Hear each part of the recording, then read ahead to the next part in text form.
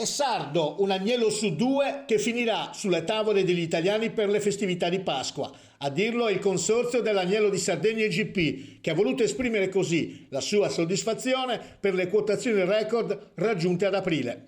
Per Pasqua, fa sapere Contas, nelle prime 2 settimane di aprile sono stati macellati 65.000 agnelli marchiati IGP, il 78% quelli sardi. Prodotto Made in Sardinia che fa la parte del leone anche a livello nazionale, contando il 50% dei circa 200.000 macellati in questo mese in tutta la penisola.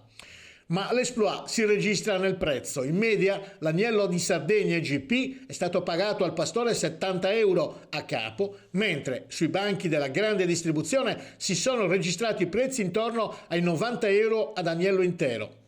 La filiera dell'agnello di Sardegna IGP registra per Pasqua un fatturato totale di circa 6 milioni e mezzo di euro, 5,7 milioni dei quali andranno ai 2.600 allevamenti che hanno macellato agnelli in questo mese. La pandemia e adesso anche le tensioni internazionali dovute alla guerra, sottolinea il presidente del Contas, Battista Qualbu, hanno avvicinato ancora di più il consumatore ai prodotti del territorio. Chi acquista lo fa con maggiore consapevolezza e controlla l'origine di ciò che porta a tavola. Questo ha fatto accrescere la domanda di prodotto sardo, in particolare dell'agnello, che è il simbolo del menù pasquale a fronte di un'offerta limitata, vista la stagione avanzata dei parti delle pecore.